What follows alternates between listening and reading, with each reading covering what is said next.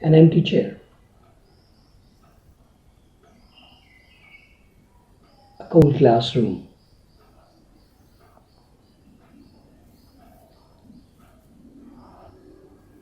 a scene of a long road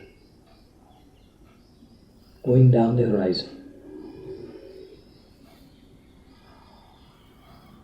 a child crying for a loaf of bread, a dog coming to you, street dog coming to you and bowing before you. There are scenes and scenes and scenes. Some theories of intelligence say 85% of the work that we do is the action we do or the thought we do is a response to what we see by eyes. Perceptions apart. Perceptions apart. Some other day we'll talk about the difference between seeing and perceiving. Not now, because I have some urgent matter in my hand. So scenes after scenes after scenes, all of them we are ready to react to. We could react to. But do we? Do we? Now, the violent feeling that I have in my mind with respect to all the scenes that I talked about, and there are hundreds like this, is coming out of, the violence is coming out of our still response to it, a very cool response to it.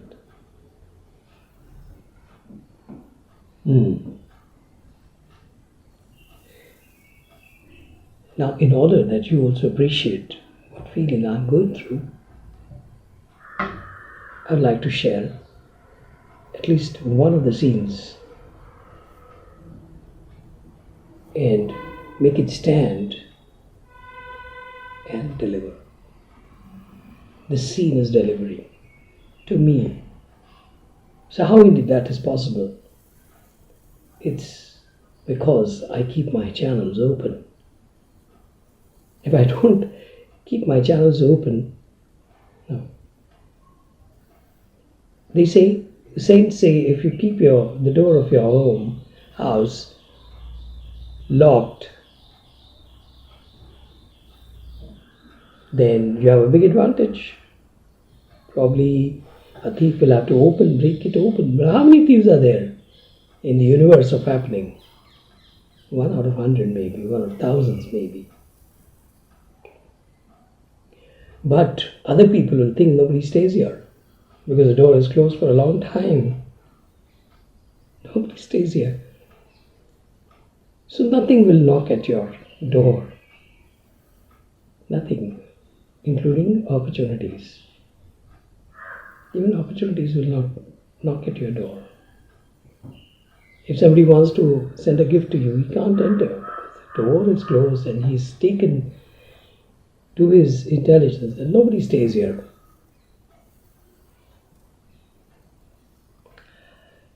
So let's unlock. So scene is that there is an empty classroom. So somebody would wonder,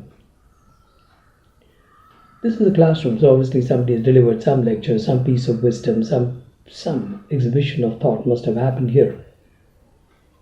So where has that thought gone now? Whenever it happened 1 hour before, it happened yesterday, it happened before the weekend, whenever that has happened, where the thought has gone. Well, some wise student would say, some intelligent student would say, so sound travels at 330 meters per second. So whatever he has said is already traveled out. Okay. And somebody would counter, and typical like a GD, group discussion, one wants to be on top of the other, okay, and contend that he's the most right person. So maybe in the spirit of GD, group discussion, somebody says, no, there you're wrong. The sound will come back because it will get reflected by the walls and the door and etc. etc. So it is not given that sound will travel linearly. Philosophers would say, well, the sound will travel to only that person who is willing to listen. Otherwise, cold wars are on. At home and in offices, in public places, in travel.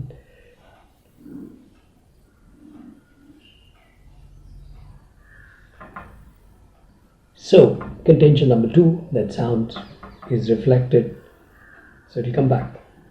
So it is not gone out. Contender 3 will say, no, sir. Like deodorification, superimposition of another road, there's an acrid smell, and near the dumping ground, and somebody says, okay, let's have nitrogen flowers there. So there's a deodorification, superimposition. So he says, another sound wave would have superimposed that and it would have killed. There's a contest. Somebody would say, no, some of these would not be desynchronized, they'd be synchronized so as to create a different symphony. Symphony, I'm suggesting, out of hopefulness, not all sounds are going to create symphony. So we are looking at now different theories, different ideas based on that empty classroom. Well, somebody might be trying to supersede, saying that, no, I mean, the professor is about the thoughts and not his voice. Voice is an agent of thought. But thought being metaphysics, it is there. It is there.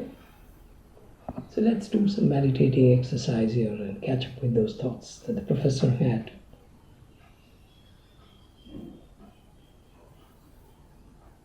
If he was a physics professor, let's talk about how does gravity affect human body metabolism.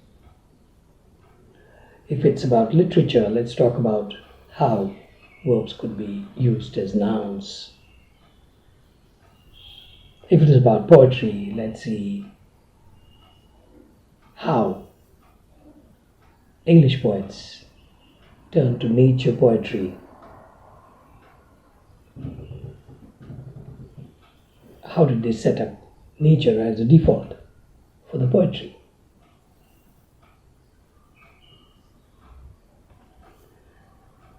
These are the thoughts. So, empty classroom and galore of ideas and thoughts.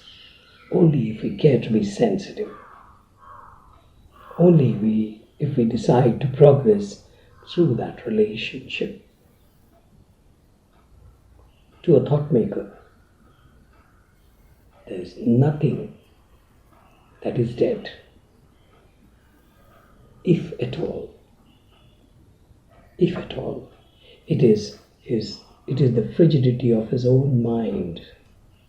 Otherwise, there's nothing.